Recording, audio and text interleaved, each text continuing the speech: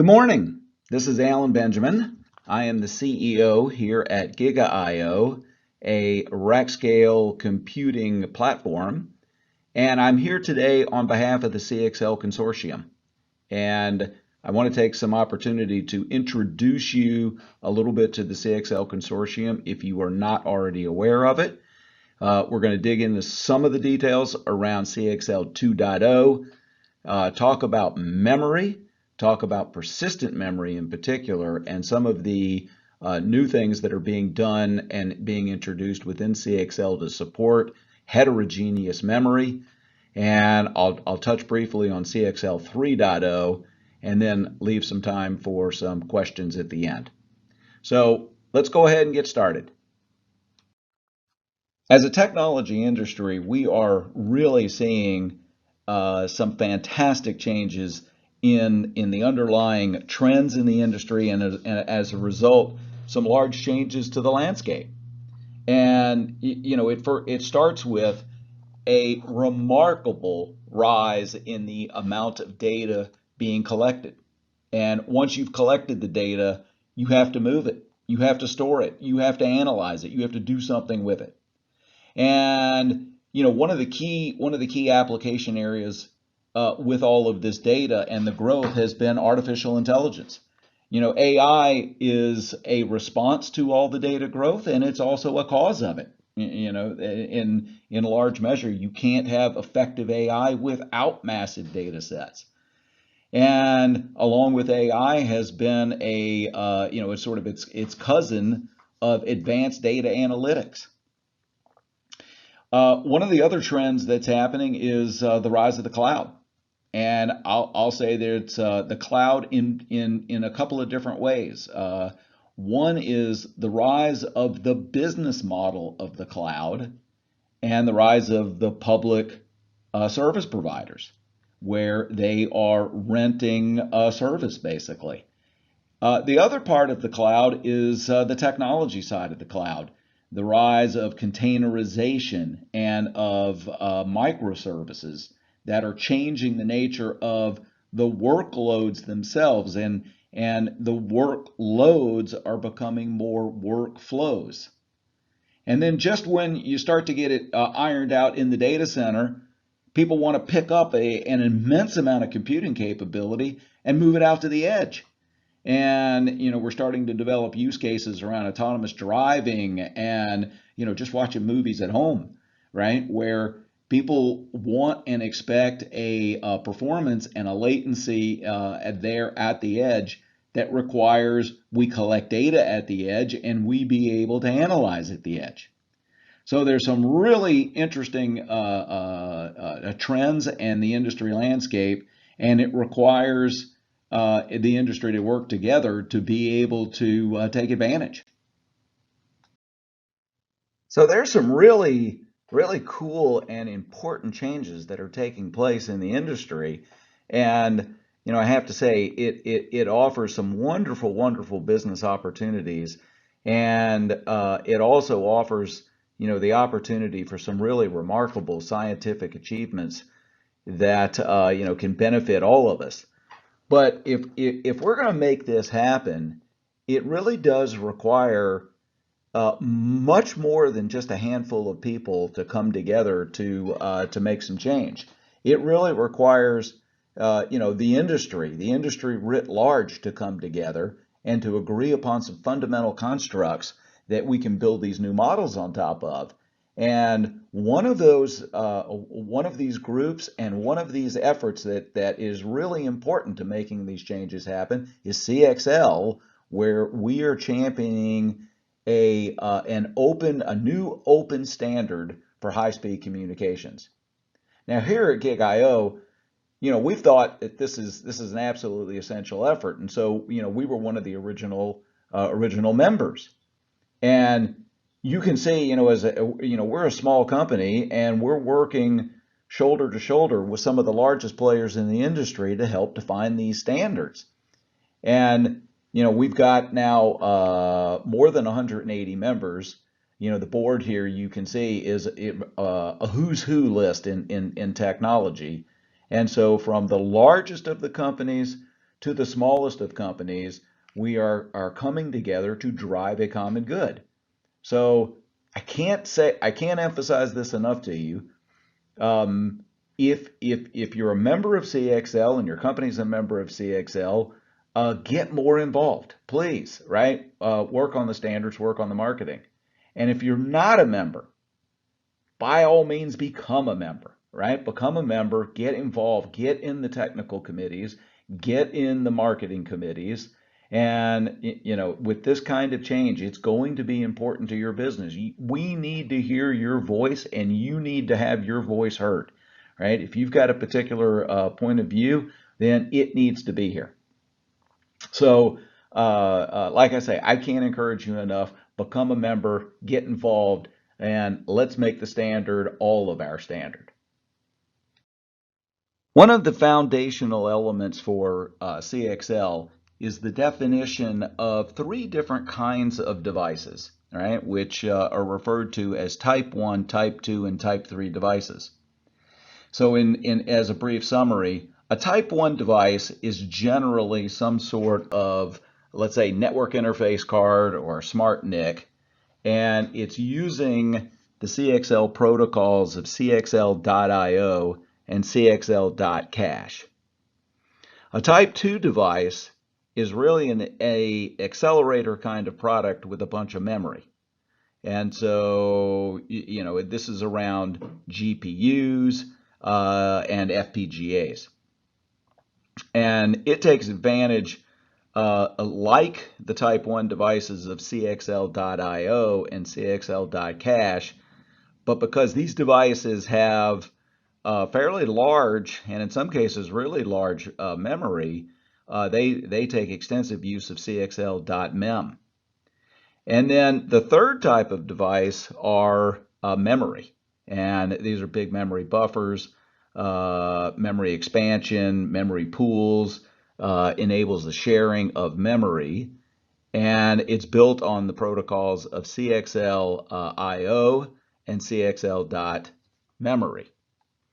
So for much of this presentation, I'm going to focus more on the memory side than on the accelerator kind of devices.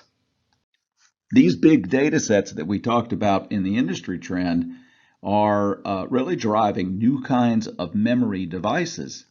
And so within the type 3 specifications, it's now important that the standard be able to address heterogeneous memory and the emergence of persistent memory, and be able to enable system design that has not just large blocks of DRAM, but even larger blocks of persistent memory.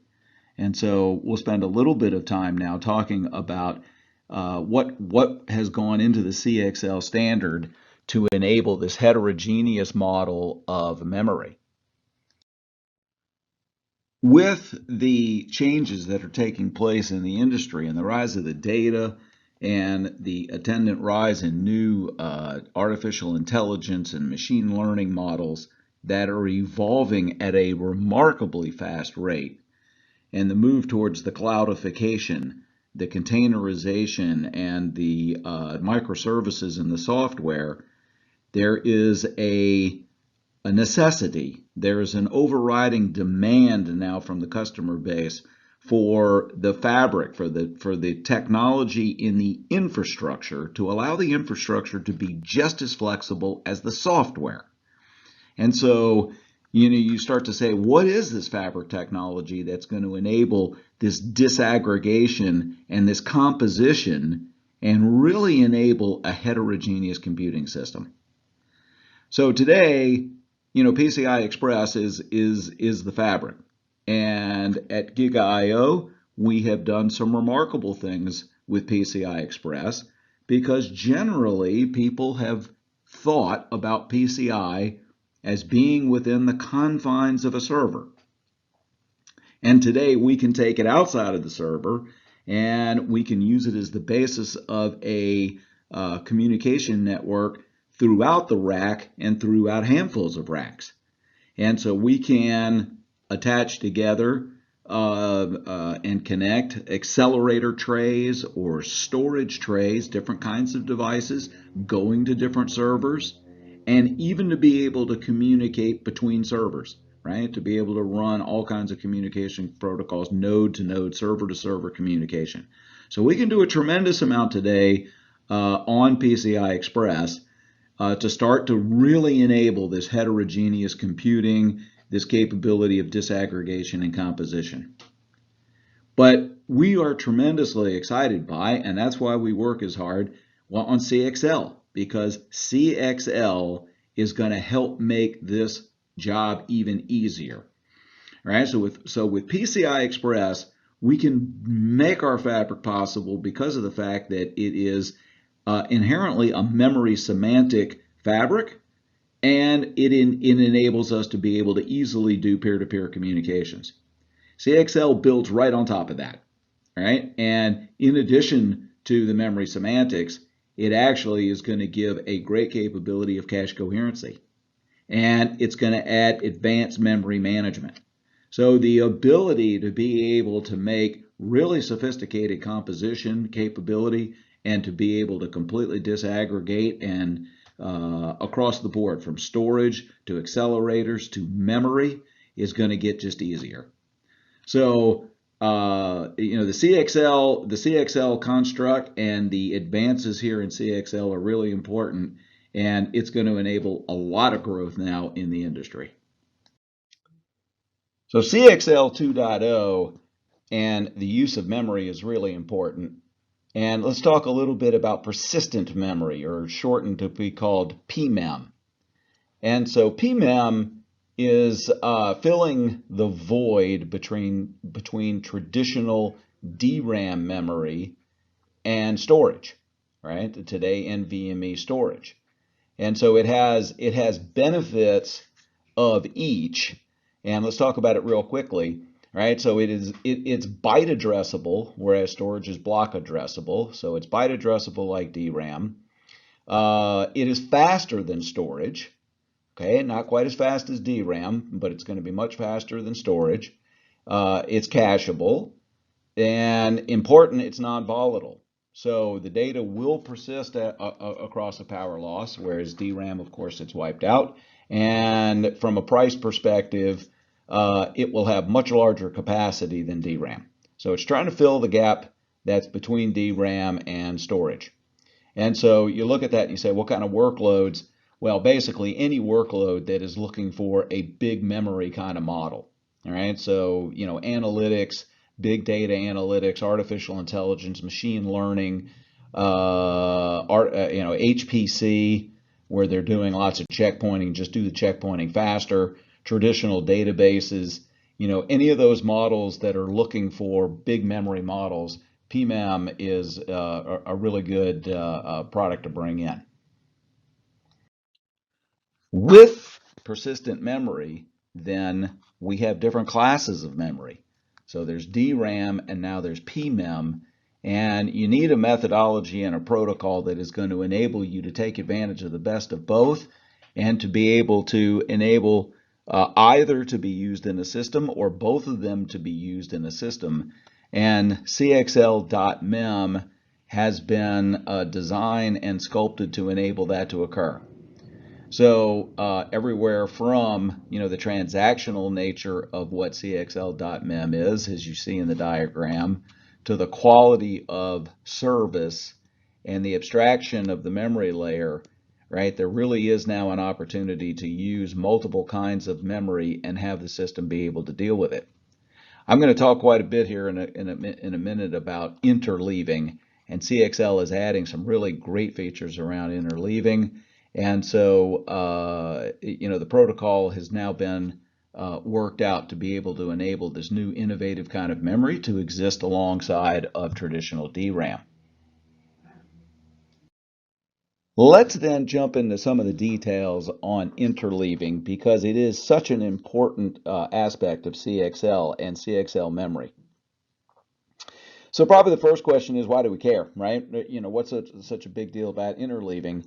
And it's all about performance, right? And like striping on disks, interleaving in memory greatly increases bandwidth, and this allows you to remove some of the bottleneck that's in DRAM today. All right. One of the issues today in interleaving is it tends to be very platform specific, and there are proprietary registers that have to be set and decided upon at the startup of the server, and then they are static. And if you can make changes, but if you want to make changes, it requires reboots to the servers. So one of the driving elements in CXL was to be able to A, make these commands standard so that interleaving works similarly across many devices, and then also to be able to make them dynamic so they can be changed on the fly and give a lot more control to the user community over how and when to use interleaving on what specific cases. Now, so we've got an example here of 8-way interleaving, and you can see that there is that this interleaving is configured on a variety of levels. So up at the top in the host bridge, through the first level switch, down into the devices themselves. And so each of these levels can be configured on their own. And so they can be configured and they can be reconfigured the way that you want it to be. It's also important to note that the new interleaving constructs support not just DRAM, but also a persistent memory. There was a recent ECN in the CXL group that added even more flexibility and more interleaving options into the standard. So the original 2.0 specification was around 2-way math, and so it defined 2, 4, and 8-way interleaving options. With this new ECN, we have introduced 3-way math, and so now you can get, in addition to the 2, 4, and 8, you can get 3, 6, 12, and even 16-way interleaving options, just adding additional flexibility for the user community. Here is an example of a more complex 12-way interleave, and you can see from the host bridge, from the upstream ports, the downstream ports, and the switch, and down into the device itself, that at each step of the process, there's a number of flexibility and options of being able to make changes and how the mathematics works. And I guess the really important part of this slide and what it implies here is that it is complex and it is difficult, but it's done. And so it was hard work done by a group of folks who are really, good at what they do. They work together to get it done. And it's now in the standard, and it's available for the entire user community to use. And so there's a number now of interleaving options. This was 12. Imagine the fun that they had at 16. But it is now done. It's now in the standard, and it's ready for the user community to take advantage of and produce great solutions with. We've talked quite a bit now about CXL 2.0 and the application into memory, and let's just spend a little bit of time talking about CXL 3.0 because the consortium is hard at work on this standard, and we'll just give a little peek here into 3.0. But let's go back to the industry trends there for a moment, right? We talked in the beginning about the remarkable increase in the amount of data, right, that is being generated and the need to move it and to store it and to process it. And it's leading to use cases, remarkable new use cases in artificial intelligence and machine learning and advanced data analytics, along with scientific computing. And going along with this now is almost an insatiable demand for more performance. And that performance is going to require more bandwidth and lower latency. And so the combined together now with the cloudification of the software stacks that we talked about, right? Containerization and microservices. It's now people are really starting to ask that the hardware infrastructure be able to keep up in terms of flexibility and adaptability as the software. And I've had plenty of customers tell me, look, if I can't adapt, then static infrastructure is increasingly a liability to us. And so it's important for all across the infrastructure system now to help to make the hardware just as flexible and just as adaptable as what's happening in the software. And here at Gig.io, we can do a remarkable amount of stuff with PCI Express at Gen 4, but I got to say, CXL3 is going to offer some really interesting things that we're going to be able to build on top. So, starting off the highlight with CXL 3.0 is going to be bandwidth increases. So CXL 3.0 is going to ride on top of PCI 6, which says we're going to get a terabit a second, right? That's going to be awesome. A terabit a second. It's going to be fantastic. And another really important increase is going to be the ability to have multiple levels of switches, which is going to give us better scalability and even more resource utilization. The memory usage models and the memory maps are going to be improved. And so we're going to get really enhanced memory pooling capability across multiple endpoints and new symmetric coherency capabilities. And of course, it will all be backward compatible with the existing CXL 1.0, 1.1, 2.0. A lot of work going into the standard right this minute, right? I told you before, get involved, so get involved. The specification will be available and will be finalized this year. So a couple of key points from the presentation today that I'd like to wrap up with. First, the CXL Consortium and the strength and the excitement around the standard is very high. And we've got over 180 members, a huge number of the industry. And in large measure, it's because the consortium is doing a very good job of responding to the needs of the industry and of the customer base. And we need your help to have that continue. We spent a lot of time talking about CXL being, really very good for memory and for persistent memory. All right, the RAS model, the driver model, talked about interleaving, right? It is CXL 2.0 is going to be a great time around persistent memory and memory. And so if you're not part of the standard, if you're not part of the CXL consortium, please come join us. It's important. It's important to your business. It's important to the industry, right? We'd love to have you participate on the technical side. We'd love to have you participate on the marketing side. Get involved, all right? Get involved and help make this your standard and help drive this to the place you need it to be. And with that, let me go ahead and stop here and open it up for some questions.